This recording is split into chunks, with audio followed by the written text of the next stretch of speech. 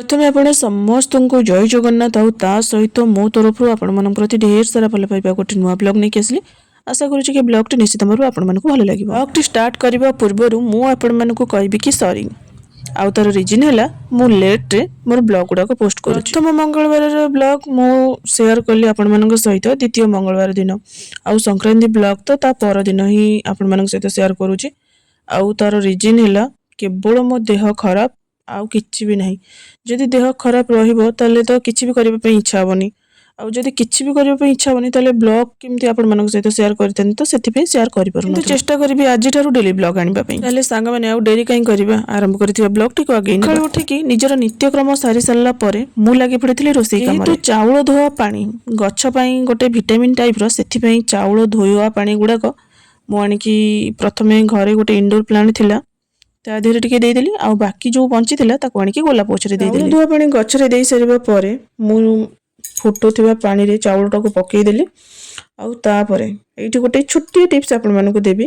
जेतेबेले आपण माने अरुआ भात रोसे करूचंती पूरा पानीटा को भलो से फुटांदु चाउळ पकांदु ता परे गोटे किंबा 2 चमच लूण पकेई दियंतु। देखिबे आपण भात अरुआ भात पूरा गोटा गोटा हो। जेहेतु ए जो संक्रांति रो बिना पियाज रसुण वाला लंच तळे मु आपण मानको सहित शॉर्ट रे शेयर करी से पुणी आपण मान सहित जब से जिनस शेयर करी तो आपण मानक भल लगे देखा तो सब गुड़ाक मु शेयर करूनी जहाँ अल्प टिके टिके ही आपण मान सहित शेयर करुँची।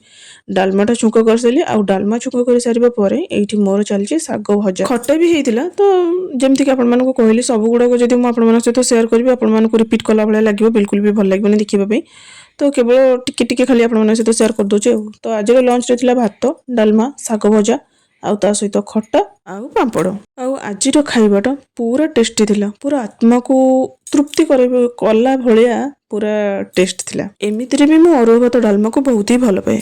पेटे खाई सारिबा परे आपण माने भाबुथिबे जा होथु मो अवस्था पेटे खाई सारला परे माने मते कोन समस्त को निद आसे तो टिके रेस्ट नेइथिली आउ ता परे 4टा बेलर घर द्वार ओळा ओळी सब काम सारी थिली। तो एटा होची संध्या बेलर संध्या दौली आउ संध्या दे सारा पर मु रोसईबास कम लगी पड़ी। एक्चुअली आम खाइबाटा 9टा पर हुए तो से 8टारू आरंभ कले चली था। जेहेतु आज घर को आम सान भौणी आउ भौणी ज्वाई तांको परिवार आसुचंती तो सी जितेबाला आसो ता सहित टिके टाइम स्पेंड करी बोली से मुझे आगुआ रोसई सारी दौची। मत जमा भी भल लगे जड़े भल अन्य क्या कथा कहीपरि जिते भौणी हूँ कि दे हूँ जिते आसती घर को आसती मु प्रायतः आगुआ रोसईटा सारी दिए कारण सी जो आसिक घरे बसी थे तुम टे समय दे पार न जहाँ भी तो हेले बंधुबांधव आसी माने खिया पिया तो जहाँ भी लगिक रही तो सी बसी थे तुम जा रोसई करूँ तो बिल्कुल भी भल लगे। आगुआ रोसईटा करदे कौन से जो आसवे सहित टे बसिक गपसप कल आउे खाइला बेलू आउ तरबर हबार नाने मु रोसईटा मोर सरीनी सी बाहर जावाई कि सेमती आउ किसी नथिबो। तो मोर एठी चली छोले पनीर आलू तरकारी आउ ता सहित पूरी पूरी पे सब चकटा चकटी होगी सब थुआई खाली जा छणा हो।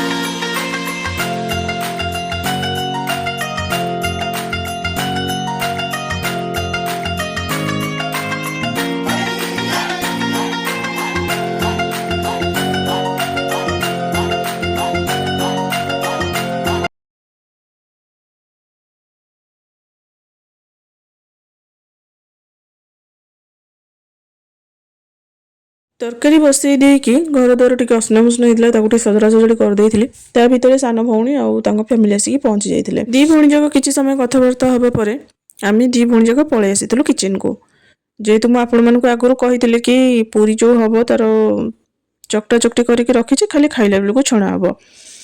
तो पिनू मत कहला कि दे मत दे मु बेली दौची तो छाणी दे। तो सब बेले घरे भी जिते था दी जन जाक सी भी मत पूरा 50-75% काम करने दिए प्रायतः मोर सब काम कर दिए। तो मत ये कहला कहला दे दे मु बेल दौची मुझे हाँ ठीक अच्छे तू बेली दे मु छाणी दौची। तो दी जन जाक मिसिकी पूरी छणा कामटा सारी देइथिलु। सान भणी थिले एइटा किंतु पूरा फायदा हेले सांग माने आपण तो वीडियो एंड पर्यंत देखि सारलणी आपण मानको केमिति लागिला सेटा निश्चित कमेंट रे जणाइबे। खाली तो कमेंट करले हबनी लाइक शेयर सब्सक्राइब भी करदेबे। खाली सब्सक्राइब कले भी हबनी वीडियो को एंड पर्यंत देखिबे। ले रहूची आज पई एतिकी देखाबो नेक्स्ट ब्लॉग रे। जय जगन्नाथ।